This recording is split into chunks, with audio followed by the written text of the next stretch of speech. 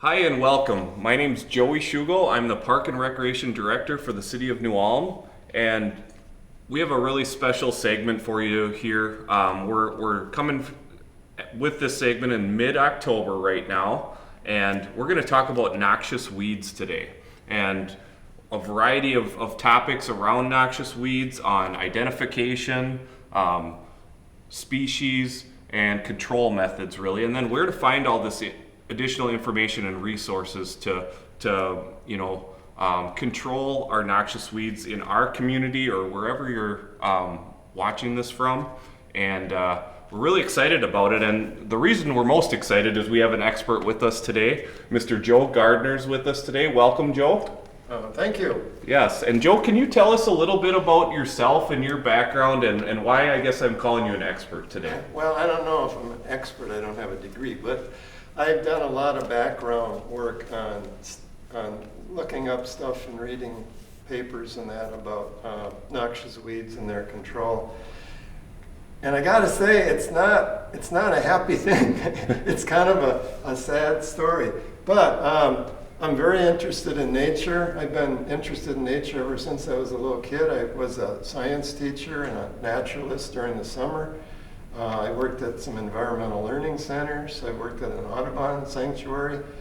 And I think the common factor there is of the environmental learning centers is that we all had buckthorn. Right. And buckthorn is one of our top noxious weeds. So. And one of the things that Joe does for our community, the city of New Ulm, is he puts in countless hours of volunteer time, whether it's at the pollinator park, at the state park, public and private land, and just both educating people and putting really blood, sweat, and tears into what it takes to control some of these noxious weeds. I retired over 10 years ago, and I thought maybe I'd be fishing, camping, hiking, and I do some of that. But most of my time is working with noxious weeds because I'm really concerned that we need to think about what plants do we want to live with. And the pollinator park is a good example. We're planting lots of native plants there, and keeping these out, we're walking that landscape to see what's there. I found 3 buckthorns with berries on that's been removed. And otherwise, we don't have a lot of buckthorn there. So that's what can happen if you take some time. Right. Yeah. So Joe, let's get into let's highlight what species of noxious weeds we're going to talk about today, and maybe the ones that we see around our community in New Ulm here. Well, I brought this little plant here that looks like a Christmas tree. It's a Canada thistle, and they've been on the noxious weed list in the state of Minnesota since 1872, and we still have them. But we've been controlling them ever since that time. So how do you control this one? Frequent mowing. You can spray it with a chemical. It does spread through the roots and seeds. So, just because you take the top off doesn't mean it isn't still there. Another one is that's more recent is wild parsnip. And where did wild parsnip come from? It came from garden parsnip. It went wild. And unfortunately, every one of these little dot-like things is a seed. So there might be 300-400 seeds on this plant. This was mowed earlier in the year, but not mowed again. And so it came back up, and maybe there's more seeds than ever. This is the one that really concerns me the most because it's toxic to touch. If you touch it and you expose that touch area to sunlight, it'll bubble up like poison ivy. I don't think we want that in our community. You go east into Fillmore County, very thick there. But we have time to do something about it. So I would encourage you to go out and look for this plant, look for the seeds. They look like little umbrellas. They should be chest high to waist high. Let's stay on wild parsnip for a second, Joe. So if someone out there comes across it and it does identify it, how do they then control it? Well, if there's only one plant, you can put on a pair of gloves like this. I'm not going to do that, but put on some kind of protection take a bag like this, maybe a bigger bag, and a pair of scissors, which I don't have. Cut those seed heads off, put them in the bag. These haven't matured yet, and maybe they won't, but if you're walking and you see this plant, you could cut off the seed heads. That's what you could do right now. But if you see it and you own that land, or you can, or you want to report it, it should be mowed off in June, and then mowed again and again and again, and never let this go to seed. Chemical control too. It depends how much you have. The other method is if you have, at the pollinator park, we had 31 of these. And how do I know that? Because I took a shovel and I dug them up and I put them in a lawn bag and I hauled them to the tree dump and burned them. If you have a few, that works very well too. Great. Good. All right, what do we have next, Joe? We have a new and coming one. You may see this around town quite a bit. It's Chinese silvergrass. It spreads through the roots.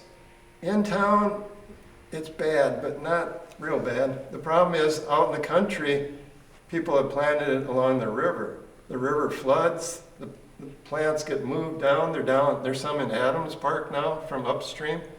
So if you have this, try to keep it contained. And if you have it down by any bodies of water, think about removing it, because it's bad. So if that one's in wetter type of areas, so is that one we dig up, or? It can be in wet areas. Yeah. Yeah. This one, what they recommend is you cut all the dead stuff off and then wait until it greens up in the spring and you spray it. Sure. And that spray will go into the ruts all over and hopefully kill it. Great.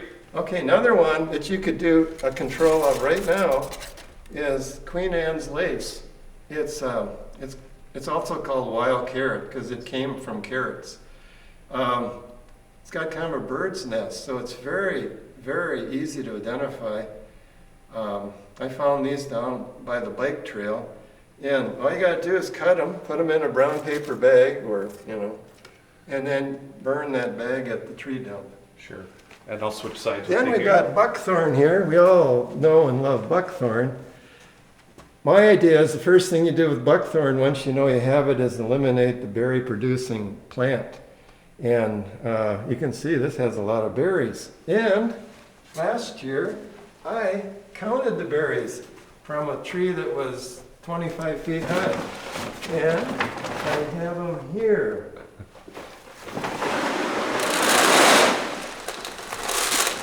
And that pile came from one plant. And how many are there? There's 3,000, about 3,000. Each of them have 2 to 3 seeds. So that could be 9,000 seeds of buckthorns eliminated because that tree is gone. So really what you're telling us, when these go to seed, and how easy something like buckthorn can spread and these noxious weeds, if not controlled. Yeah, and you can identify buckthorn now and later in the year because it's got all these berries. It's the last plant to green up. It's got thorns, long thorns in different spots. And if you cut the bark, it's orange. So how do you treat this one? You cut it off. Cut it with, obviously a saw. You cut real easy. And then take a dauber with chemical in it. This can have Roundup or trichlorophyll. And you just dab this on the stump, and it will kill the plant. If you don't do that, it'll just send up a whole bunch more shoots. So if you aren't going to treat the stump, don't cut it, because you're making a bigger mess. So Joel, where do people find those daubers? Can you get them anywhere? You have to go online. Okay. We have some,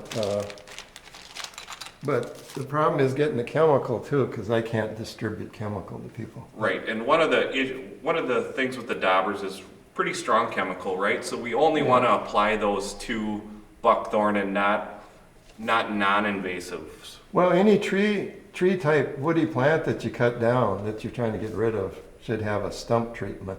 And if you go to our local stores, you can find that kind of thing. Sure. I wish it was easier that, it'd be like the library. You could just check out one and use it a little bit. But they are dangerous chemicals and they shouldn't be put in the hands of children. The last, so wild parsnip, they only live 2 years. They're biennials. This is a perennial. The thistle is a perennial. Silverglass is a perennial. Garlic mustard and parsnip and wild carrot are biennials. This is dead, this plant. It's going to come up from seeds. It'll be a first-year plant, and then the second year it'll look like this. That's the second year wild parsnip. This is the first year. And it's kind of it's got one leaf with 7 leaflets. This is very low to the ground. So these are rosettes in these biennial plants. This is garlic mustard. I got this almost outside my door at home. It's got a scalloped leaf. And if you smell it, if you break it up, crush it a lot, it might have a slight scent of garlic. Okay, wild parsnip, you don't want to do that with. Garlic mustard came here as a pot herb, as a food, and so that's why it's here. It's spread a lot. Sure. And what's this one here, Joe? Okay, garlic mustard, this is the first year rosette, this one here. This is the second year after it comes, it shoots back up, it bolts up, produces these little white flowers, and then later on it produces these little pods that they call sleeks. And there's little seeds in them. And one plant can produce 3,500 seeds. So that's kind of what's happened in many areas of our city. There is an insect that's trying to be approved to control it. We'll hope for the best. Sure. So let's talk. So now that we identified, these noxious weeds around the table, let's talk about what happens, to our native plants if these aren't controlled. What happens to our vegetation throughout our community if noxious weeds take over? Well, you have a lot less diversity of life, and I'm big on biodiversity, which means how many different living things are around. There's supposed to be tens of thousands if you count the insects and little stuff like that. These plants do no good for any insects that I can think of offhand.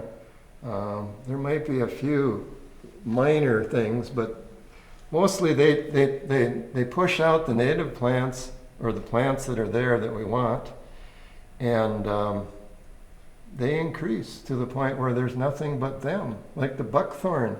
Buckthorn can get to be a dense thicket, and it just gets thicker and thicker around the edges. The robins and the cedar waxwings come in and they feed on the berries. They haul them away.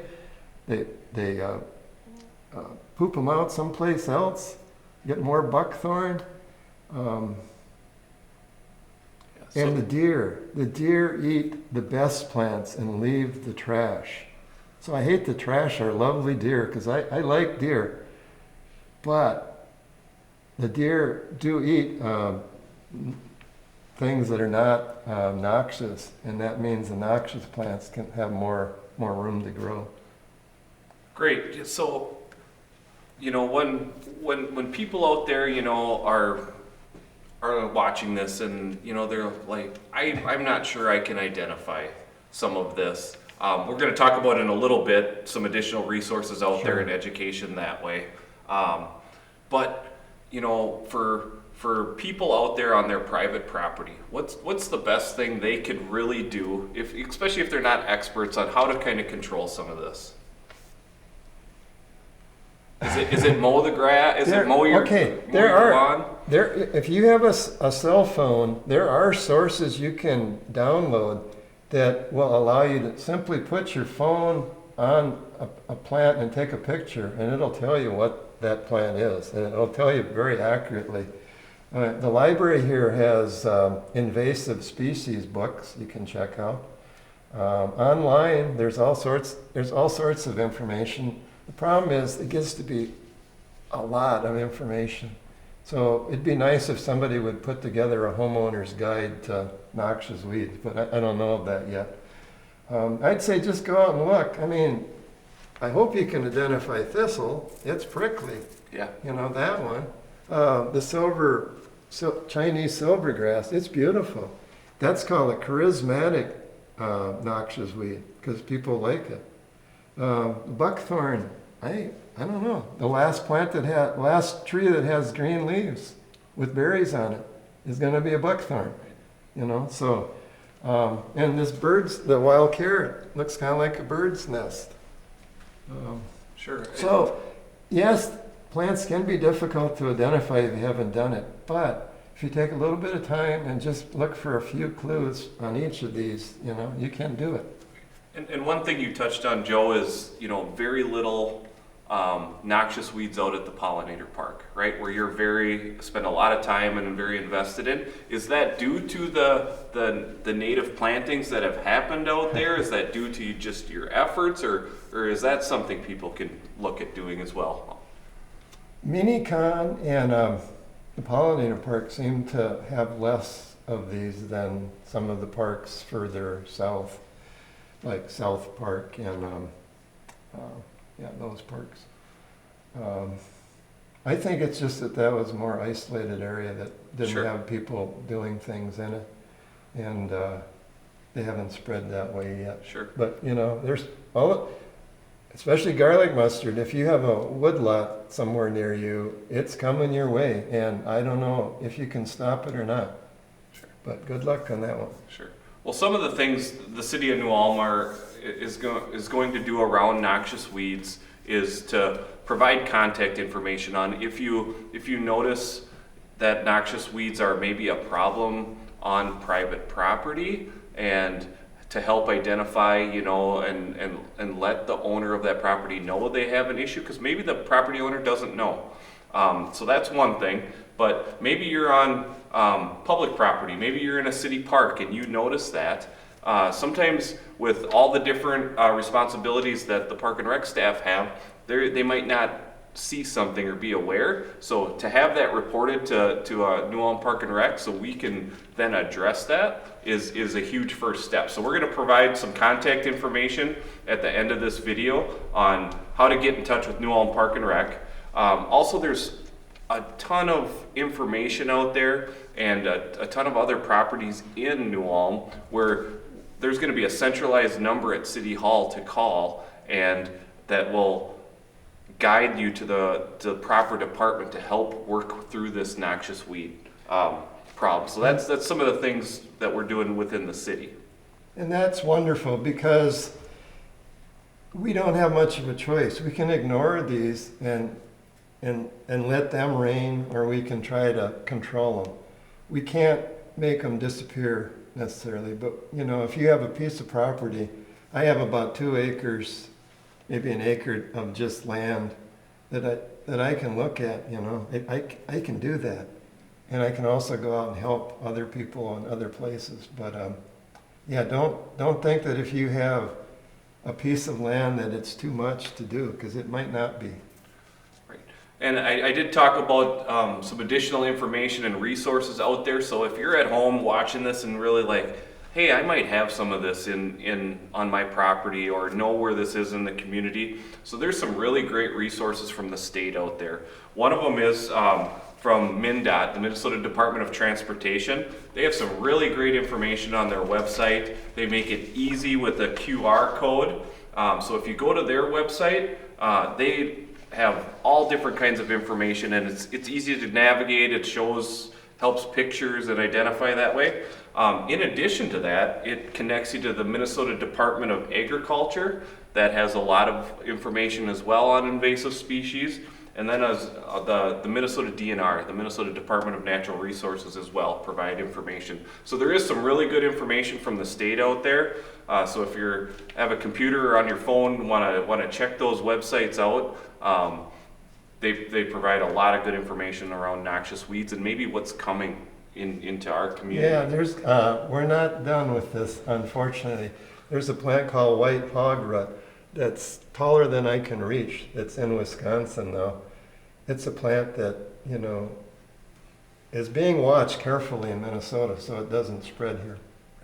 And Joe, so I can't thank you enough for putting your time and effort into what you do in our community to help with this, help with noxious weeds, the education, the time, the labor intensity of what it takes to do a good job and to remove this. Is there anything else that you want to talk about today before we end this segment? Yeah, one thing that is often recommended is that you destroy the plants and leave them lie. That's a good idea if you mowed them, if you sprayed them, they haven't gone to seed. If they're gone to seed, then that's a problem because the seeds get back in the ground. So it's very important on those plants that we have a choice to try to keep them low and not producing seeds. So I got to stress, it's the seed bank. And with buckthorn, it's the berry bank that can be removed on some trees. I've found some trees that are over 50 years old. Nobody's ever removed them. 50 years times 3,000, 100, that's a lot, you know, right, for one tree. And you talked about when you do treating, you're bagging and you're taking to the compost site. So talk about what that process looks like real quick. Okay, we have lawn bags because they're burnable. Not the compost site. You don't want to take them to the compost site because some of these can spread after being compost, and I can't tell you which is which. But so the best thing to do is gather them up. I was going to have a number of seeds. Here's the other thing. On this one, it did have roots, but they got chopped off. I still bag those, even though they don't have seeds up above, because how come they came up from the ground? It's because there were seeds in the dirt. So I usually take the little piece of sod that comes with it and put them in the bag. These could be dug with this. Actually, a shovel is better, but this is a digging tool. A shovel works a little better. You can dig these up, or you can spray them with some Roundup, spot spray these. This is a foaming thing, so you'll see it foam on the leaf. But the best way is just wait until they get bigger, and you can either keep them mowed or you can pull them out as an adult and dig them, and then put them in the bag. Yep. And where's the best place to take it once you have everything bagged? Buckthorn too. Well, you want to contain the seeds and the berries. So if you're hauling these, I haul them in the back of my pickup where it's contained. And then I haul it to the tree dump. Sure. And I roll up the bags, I put in, Noxious on them, and I throw them in as far as I can. And they'll get a good burn there. And that's the third method the state recommends. They recommend leaving them, having somebody haul them away. Well, we don't have anybody like that. Sure. So the other next best method is burn at the tree dump. Well, great. So just to kind of recap, a lot of resources out there through the state of Minnesota on how to identify, what some things to look for are, but also if you're on your own property or public property and you have questions or wanted to report something, City of New Ulm is the best option for you. We'll have a number again posted on the screen, and then at New Ulm Park and Recreation as well. If you're in a city park located somewhere, even if it's not in a city park, we can also help direct on who the proper channels are to go through to help with this process. So Joe, I thank you for your time and efforts today. That's great. Thank you for inviting me. Yes, and maybe in the spring, in the coming spring, we'll look to do something on site somewhere where we can do some identification. We and definitely got to do something spring, summer. Right. So this is the season for seeds, so control the seeds if you can. All right. Hope you enjoyed this. Thank you for watching.